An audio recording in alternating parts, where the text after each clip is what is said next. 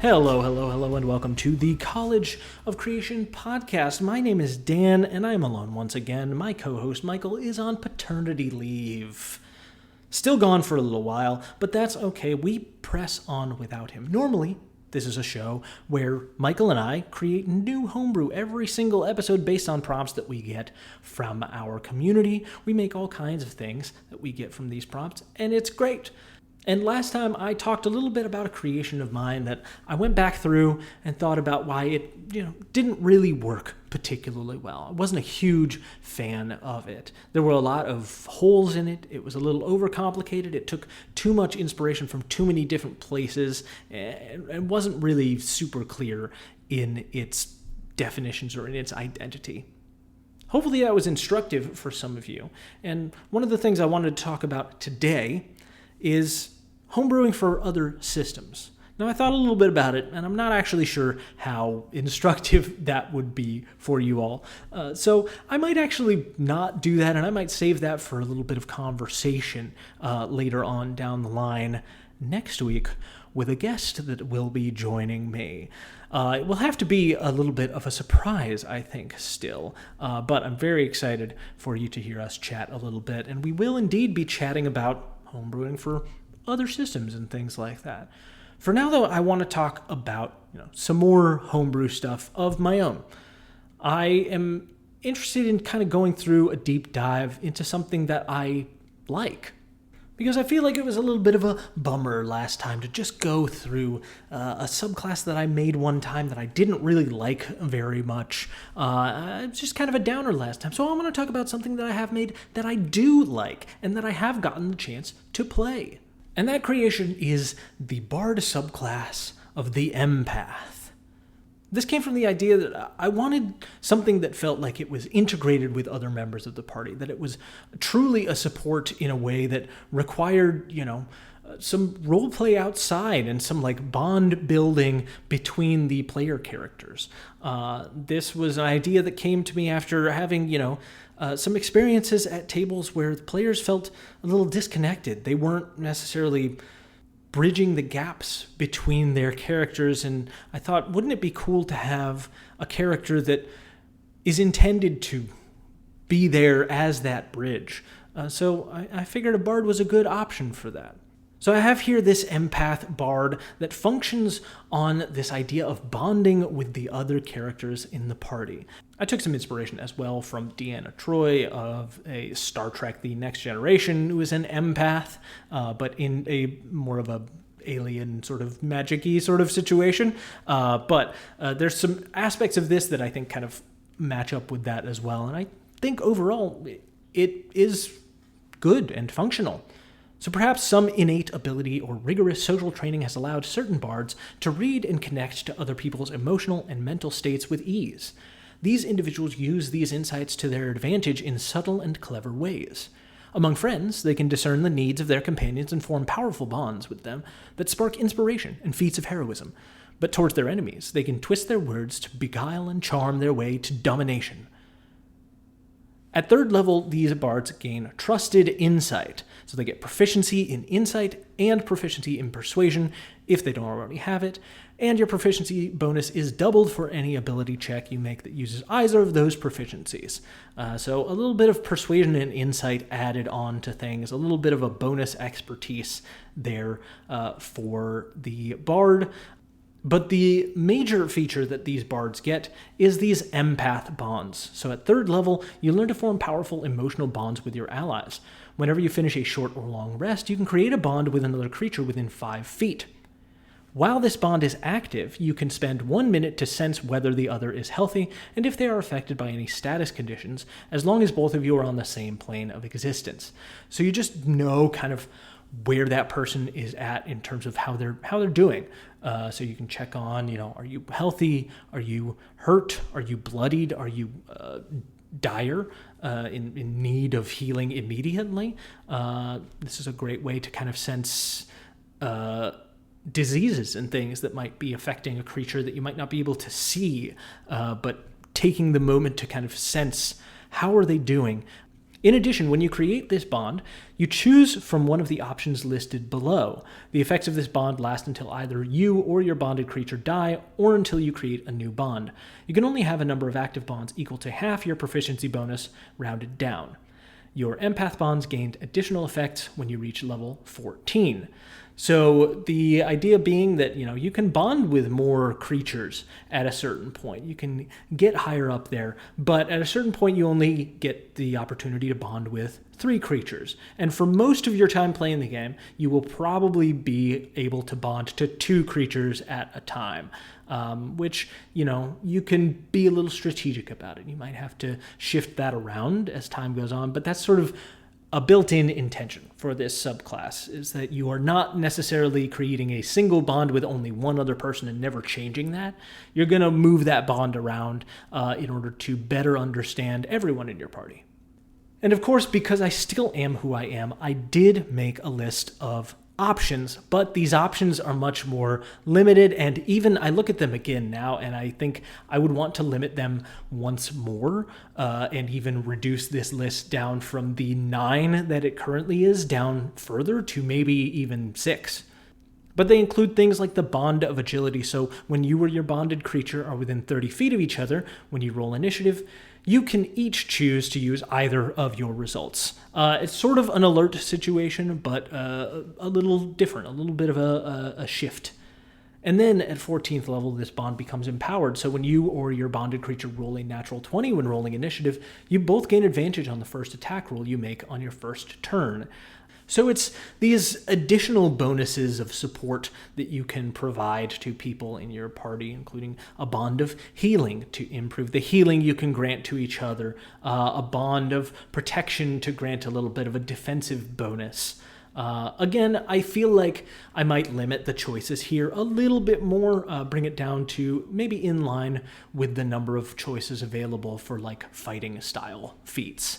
And that might just make it even easier and more approachable for new players, so that it's not an overwhelming amount of choice. At 6th level, you gain Subtle Charm. You learn to utilize your mystical charms on those around you with only your words. So when you cast a bard spell that applies the charmed condition, you can expend one of the uses of your bardic inspiration to cast the spell without somatic or material components. And if you do so, the target has disadvantage on the saving throw to resist being charmed unless you or your companions are fighting it, and it has no knowledge that you used magic to charm it, even if the spell description specifies otherwise. So a little bit of a subtle spell situation, but with the added benefit of applying disadvantage and overcoming the knowledge created by something like friends or charm person. At 14th level, you also gain Deepened Awareness. When you reach 14th level, you become so acutely attuned to the emotions of others that you can perceive great truths from minor observations. You can cast Detect Thoughts without spending a spell slot, twice per long rest, and when you cast it in this way and choose to probe deeper, whether the target succeeds or fails the saving throw, it has no knowledge that you are probing into its mind. Now this arguably could come at a lower level. This maybe is the kind of thing that could go along with Subtle Charm. I could maybe loop those into the same feature.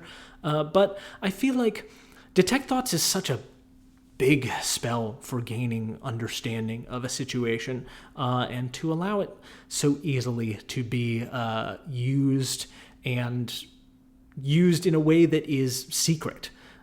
It's kind of powerful. So I hesitated to put it any lower than that. And I think, what you're really getting at 14th level is these improved bonds, which is the big thing there. Additionally, with your improved bonds, I added a supplementary feature as well that says, while you have an active bond, you can also communicate telepathically with your bonded creature, and each of you can take the help action as a bonus action with a range of 30 feet when aiding each other. So that kind of adds on to the functionality, and I think makes up for the fact that Deepened Awareness might feel like maybe a little bit of an underwhelming feature. Your bonds are the thing that I want to lean this class into. So I think the thing that I like the most about this subclass, as opposed to the one that I talked about last week, the Drunken Warrior, is the simplicity of this. yes, there is some complexity to some of the empath bond choices, but you're really only choosing one at a time. So you really only have to keep one set of features in your brain until you get up to the point where your proficiency bonus is 4, and then hopefully by then you've sort of learned a little bit more about how some of these things work. You've kind of figured out how you might optimize it for certain people, and so it's not so overwhelming in that moment.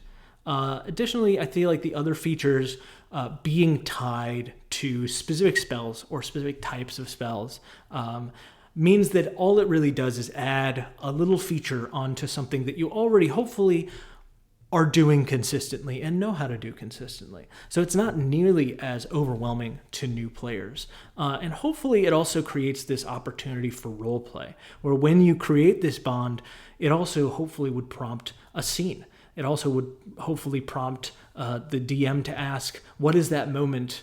Describe to me the moment when you sort of take some time to bond with your fellow party member. And hopefully that helps a lot. I have gotten the opportunity to play this subclass in a game that Michael ran, actually. We did a little play-by-post adventure, and I played this subclass for a very short adventure, and it was a great time. As a bard subclass, one of the things about it is that it doesn't necessarily have a lot of features.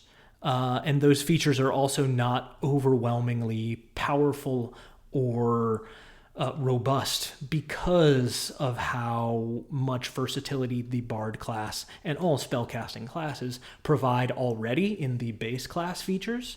Bard is one of the ones that, its identity comes less from the subclass and more from the combination of features both in the class, the spellcasting, and the subclass.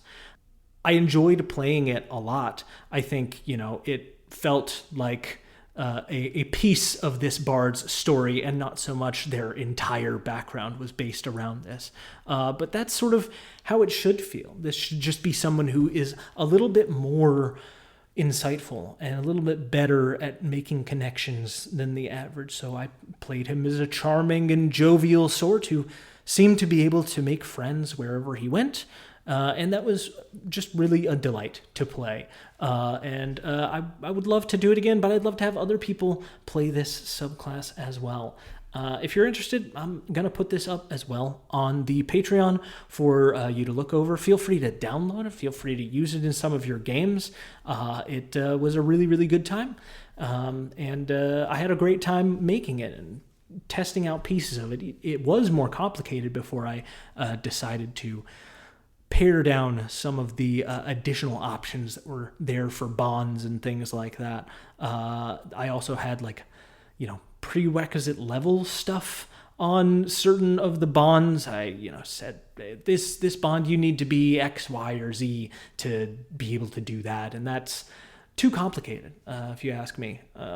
Already out the gate, so I didn't want to make something that felt too much like Warlock Invocations. But this feels to me very different. It's tied to another creature. It's tied to this bond effect that you can do.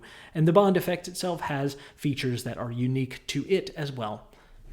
I think the things that I learned from building this kind of thing are just that oftentimes all you really need is a little bit of a tweak to an existing mechanic, something like a spell. And that feels robust enough for homebrew. What you want is a clearly defined rock, so something like these bonds. You want something really clear that defines how would I like for this player to be able to use this. I want them, every time they finish a rest, they should be able to connect with another creature. They should be able to say, hey, how are you doing? Check in and create a bond. You look like you could use some help. I'll stick with you for the next day. You and I can walk together and I'll be there to help you if anything goes wrong. And with that rock being so well defined, it felt like the other features just needed to support, just needed to be minor things that you could do that supported what you're already doing. So your subtle charm just supports your ability to charm, and your deepened awareness supports your already strong insight, just to make it a little bit further, take it to the next level. If you compare it to my Drunken Warrior, which had too many rocks, it had too many things going on, and so many of the aspects of it should have been pared down so they were simple ribbons that supported other aspects of the class or of the subclass. But instead, what I tried to do was make two really major features, and then the other features were kind of haphazardly thrown in there with no real focus. I think this particular subclass is so much more obviously made by someone who had played the game more and just knew more about how things ought to work, how to balance, how to combine features together to make them feel a little bit more useful and a little bit more effective. And I continue to grow and learn and change. I'm looking at it now again and thinking, you know what? There's a couple of things that I still could tweak here. There's a couple of things that might still need to take a little tiny bit of adjustment just to make them that much better, that much more appealing from a player perspective. So go ahead and take a look at this on the Patreon. Send us over whatever homebrew prompts you might have in your brain to collegeofcreationpod@gmail.com. We'd love to add them to our list. Michael will be back very, very soon to get back to creating as normal. And next time around, I will have a guest to come and create something also brand new with me, and I really hope that you join us then. It will be a grand old time, and unlike anything you have ever heard on the College of Creation before, I am sure of that. Until then, take care of yourselves, and we'll talk to you soon. Goodbye.